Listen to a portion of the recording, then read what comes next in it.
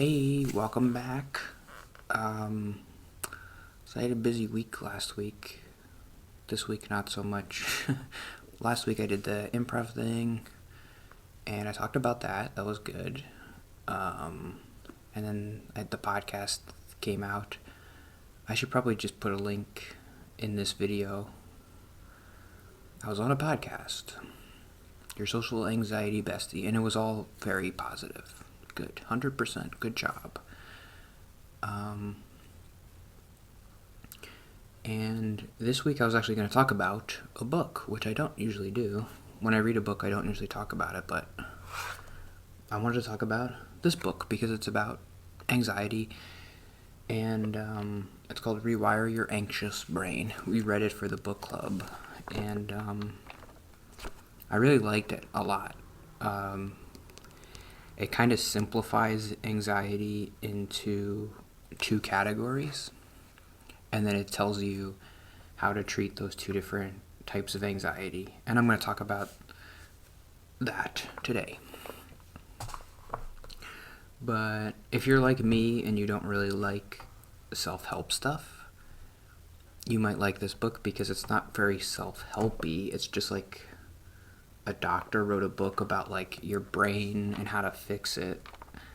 And it's not just like, oh, I went on a trip to Europe and you have to embrace your human, I don't know, be a human and run through fields. It's like science, okay? It's like real stuff, so it's good. I don't know, the self-help stuff's fine, but it doesn't help me. Self-help doesn't self-help me very much. So the book club went well today. I was able to talk a little bit. I had my notes. I have a lot of notes about the book. I'm probably going to repeat some stuff that I said in the vlog this week. I mean, the Let's Play this week. But one thought I had that I didn't mention was I think it would be kind of cool. I had this kind of like burst of inspiration, like one day you should do an improv class for social anxiety. Like, obviously, just make a class, because I don't think there are really classes like that. I don't know how I would do that. I guess I would just like ask the guy who does improv, like, hey, can I do a social anxiety improv class? And like I could lead that because I kind of know the games you play and how it works, and using the book as like a guide. And I could talk to the therapist too about it, but just like as a guide for like how to do exposure therapy in a good way, and use improv as the tool. So I'll give you a summary of the book, but you should read it because it's good. Basically, the book says there are two different types of anxiety that are triggered in different parts of your brain. One is Cortex Anxiety, which is like your thinky brain, and the other is Amygdala-based anxiety, which is like your emotional instinct response brain. So, Amygdala anxiety is like when someone calls on you in class and you just have like a burst of adrenaline and you're like, ah! Because that's an instant response to a stimuli from like a physical thing outside of you that's causing it. It's like if you see a spider and you have like an instant fear response, that's in your amygdala. Like, you can't control it, it just happens. And then there's cortex anxiety, which is like if you're gonna go to, like, I'm gonna go to this improv thing later today, I'm gonna go watch one of their shows. Before I go, I'm going to be thinking like, oh, I'm going to have to sit somewhere, and I'm going to sit next to people, and I'm going to look stupid and by myself or whatever. That is cortex anxiety. That's where like your cyclical anxiety, worrying, catastrophizing, perfectionism, that's all like thinking, your thinky brain part. And what's interesting is that there's different ways to treat those two different kinds of anxiety, and the way you treat one doesn't work for the other one, which is really important, and it rings true for me because sometimes in the past I've tried things to help me and they didn't work, and it's like, well, I thought it was supposed to work, but it's like, well, maybe it's a different kind of anxiety that's happening, and you're using the wrong tool for it. So the book says to treat, let's start with amygdala anxiety because that's the one that's kind of the simplest, which is you go somewhere and someone talks to you and you're like, I'm anxious about this interaction. The best way, I think, that the book says, it gives you a bunch of different tools, but like the best one is exposure therapy to me. And the same thing with Cortex Anxiety. There's a lot of different tools, but the best one I think is cognitive behavioral therapy. So I remember when I first started seeing the therapist, she's like, okay, we're going to do cognitive behavioral therapy. I was like, okay. And it wasn't working for the amygdala anxiety that I was having. And I was like, well, this is a stupid CBT thing. It doesn't work. But it wasn't working for that. But it does help with the cortex. Okay, so let's do... Okay, here's an interesting aspect of exposure therapy that I always talk about all the time, like, exposure therapy, I've been exposing myself to social situations my entire life. I've been going to school every day. I've been going to work every day. I've been going to church every day. I've been going to soccer. I've been doing so many social things my entire life. So you think, well, if I haven't gotten better through all that exposure, like, I've done it. Like, I'm just never going to get better. But obviously, I wasn't doing exposure therapy the right way. And a good way to think about it for me is like, so when you do exposure therapy, to simplify it, it's like, oh, you see a snake, you're scared. Exposure therapy is cover yourself in snakes or whatever. I don't know, you do it better than that, but and then after a while, you're not afraid of snakes anymore. So you think, okay, I'm afraid of social situations, so I cover myself in social situations, and then I won't be afraid of them. I think my problem is like, I'm not afraid of social situations. I'm afraid of talking, and I'm afraid of showing emotion. So if I'm not doing those specific things, and I'm not having positive experiences with those specific things, then I'm not going to get better. And it's exactly what's happened. Like, sometimes I have been forced to talk, but it's always been a negative reinforcement. So that's the biggest thing about exposure therapy is you have to... If you're afraid of... The snakes thing is easy to understand. It's like the simplest example. Like, if you're afraid of snakes, exposure therapy isn't just like throwing a snake at somebody and then having them run away. Like, that's not going to help them, right? You have to have them have a positive experience with that snake. They can't leave the situation until their anxiety... The book has a good example. They're like, if your anxiety around snakes is 100, you can't leave the situation until you're around the snake and your anxiety goes down to a 40. Because if you leave before that, you're going to reinforce a negative amygdala reaction to the snakes, and it's just going to be even worse next time. You're going to be like, remember that time that guy threw that snake at you and that was so scary? That's bad, and you should be afraid of snakes because of it. So you have to just have somebody hold a snake, and no matter how afraid they are, they have to keep holding it for hours or whatever. Just like, and eventually, I guess you have to like have a good snake, like just train the snake to not bite you. I don't know. Just have the snake like go around, and it's like, oh, it's just a snake after like 4 hours or whatever. So if you want to do that for social interactions, do improv. Improv is the perfect example, because I went to this thing last week. You saw me. I have proof that I did it. I didn't lie to you. I was on the stage and I was talking, and you saw like I wasn't really that nervous. It was bad, and like maybe if I was more nervous it would be better. I don't know. um,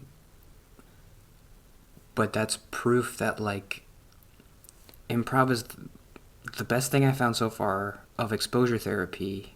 I didn't even realize I was doing that when I started.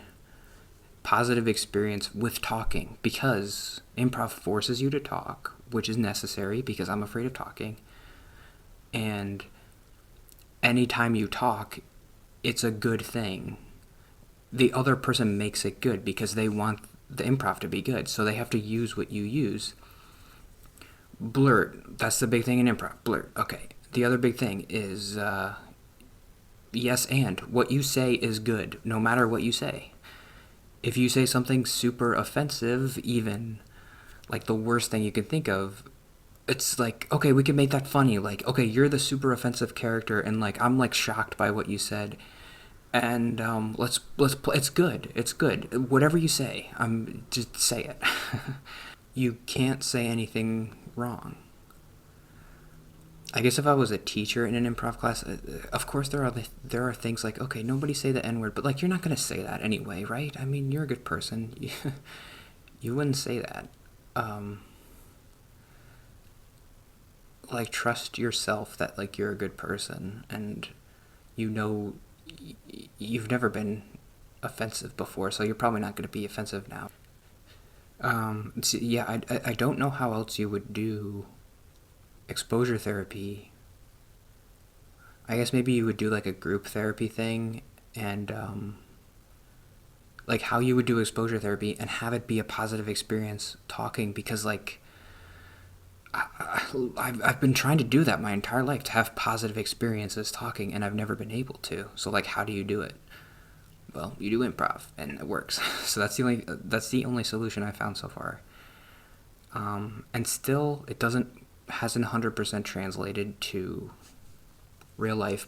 But it's the fact that I was able to go to this stupid improv thing and perform, and I didn't really feel socially anxious almost at all, is proof that this stupid exposure therapy thing works. Because I exposed myself to improv, I talked, which was my fear.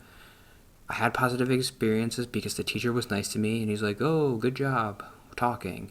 And the other people were really supportive. And that's what you need. You need to talk, and you need people to be like, good job talking.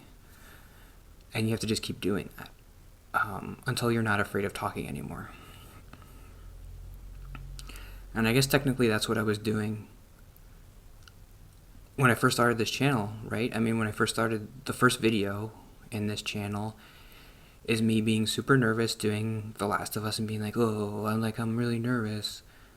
That's amygdala social anxiety. You can see it. And then over time, it goes away, because sometimes I talk about stuff and I'm like, oh, that was kind of interesting. You seem normal. Positive experiences with talking. And now I can do this, and I can look at a camera and post a video online, which I never would have been able to do before. That was the biggest thing to me, and it's the easiest. Okay, Cortex Anxiety is more complicated because it involves your brain, and your brain is like smart, so you gotta outsmart your brain. Your cortex can do a lot of things to convince you that anxiety is a good thing, and that you should be anxious, and that like you should be having these thoughts. Your brain is very good at that. So cognitive behavioral therapy, and another thing is called cognitive diffusion.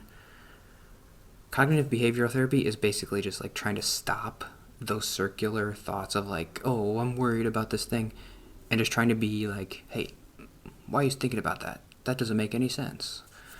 What are you really worried about? Like, what's the worst that can happen? It's trying to question those thoughts a little bit, which is good. And cognitive diffusion is like better. I liked it better because you're not with cognitive diffusion, you're not fighting your thoughts. You're just being aware of them. This is kind of like what I mentioned with if you remember the Solve for Happy book, The thing that I liked the most about that book was the idea that like your thoughts are a separate thing from you. Your thoughts aren't you. It's something that your brain creates as like information for you to process. So yeah, the way I like to think about it, I mean, the Solve for Happy book, he's like, give your brain a name, and then whenever your brain has a thought, be like, hey, Greg, that's weird. Stop thinking about that. And I was like, oh, okay. Yeah, the way I like thinking about it is like your brain is an organ, just like your stomach or your kidneys or your intestine, like, and your lungs. That's a good example because your lungs breathe and they do all this stuff without you thinking about it. They just do it. You can kind of control your breathing when you think about it, but most of the time, it just happens. So that's like what thoughts are. Your brain is your lungs, and one of the things it does is it creates thoughts. You can create your own thoughts if you think about it, but most of the time, your brain just responds to things like, oh, this is a thing. Oh, I'm going to think about TV now. And so cognitive diffusion is to be aware that your thoughts aren't you, and to be aware like, oh, when I'm in this situation, my brain creates these weird thoughts. That's interesting. The awareness helps you just by being aware. It doesn't bring you all the way to where you need to be, but it's a good start. Cognitive diffusion is Cortex Anxiety is the hard one, I think, to figure out, because like amygdala anxiety, exposure therapy is hard, obviously, because you have to do the thing that you don't want to do. You have to talk and you're afraid of talking, but at least you know what you have to do. Cognitive behavioral therapy can be kind of confusing sometimes because you're like, what am I supposed to be thinking? Like, well, I mean, these thoughts kind of make sense. Wait, I'm supposed to not think? What do you mean don't think? Stop thinking. I gotta think about something. I remember having that thought when I first started therapy, like, so you want me to be like stupider? You want me to just stop thinking? You want me to just be like a dog who's just happy that you're throwing a ball? Like, I don't want to just be a stupid, brainless dog. I always felt like that's what they were trying to make me do, is just like, well, when you don't think, you're happier. I'm like, of course. Like, dogs are happy, but they're stupid. I don't want to be a dog. Yeah, I have a lot of other thoughts about the book, but I mention it. I think I mentioned everything in the Let's Play. So, but that was the most important thing, is improv. I don't know. Yes, I'm doing much better with anxiety, and this book did help me realize, like, okay, what did I do that helped me? Because I was just kind of like, okay, I just do whatever the therapist said and write down like stuff that they're saying or whatever. But now I kind of understand, okay, what's happening. I mean, even I just kind of entrust the book because it says PhD, and I'm like, okay, you must know what you're talking about. Even if it's not totally true or whatever, I don't care. It makes sense to me and it's going to help me, so I'll take whatever I need from it. So yeah, I mean, nobody's really, it's just me and Dalton. So like, if you, honestly, 100%, I think if you read this book and you go to a therapist and you like do these exercises, I think you'll notice you'll get a little bit better. And you take medicine that you need. I feel like it's all in here. It's not very long. And I feel like everything you need to know is in here. That's kind of a stupid thing to say, but like, honestly, it does kind of summarize everything I've been learning in the past couple years. I'm like, oh yeah, I learned that part, and it's like all in there. It's pretty cool. Oh, it does say self-help up here. It's not really a self-help book.